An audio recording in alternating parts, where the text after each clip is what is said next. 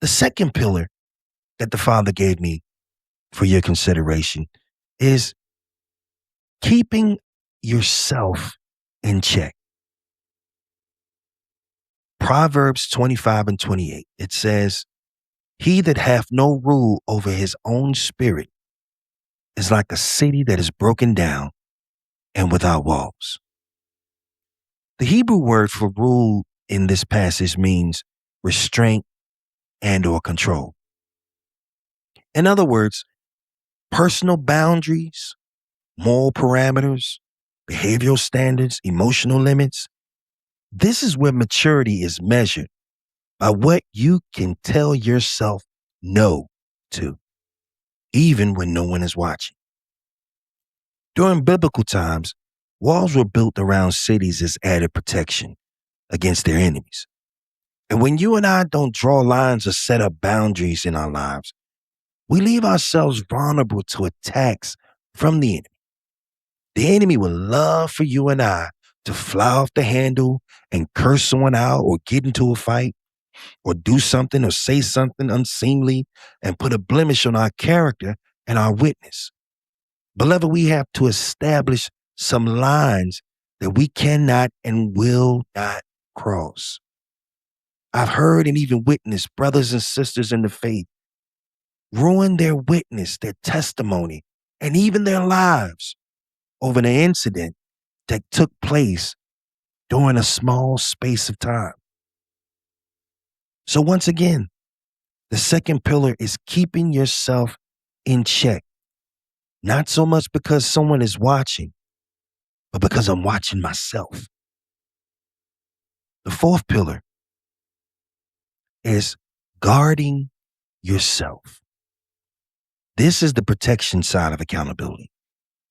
Proverbs 4:23 says, "Keep thy heart with all diligence, for out of it are the issues of life." Listen, in the spiritual life, your heart, not your brain, is your command center. Your heart is where the foundation and the essence of who you are is shaped. Your care, your compassion, your empathy, your love for people, all those qualities that reflect Christ are housed in your heart. And if your heart becomes infiltrated, it can ruin your spiritual well-being. If we don't guard our hearts from the things like sin and lust and hatred and bitterness and unforgiveness, those things begin to poison the whole body.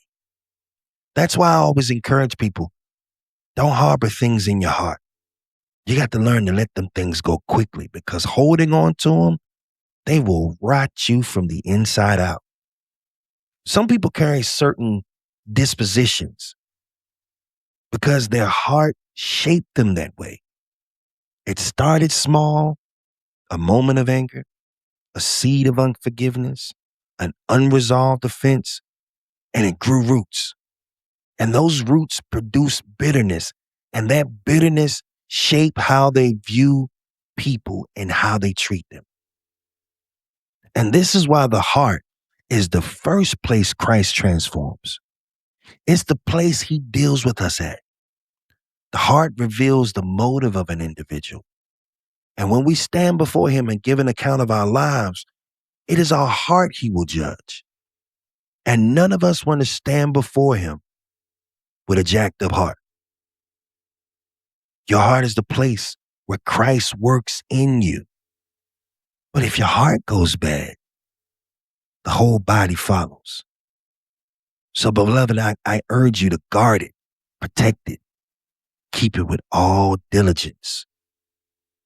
For out of it flows the issues of life.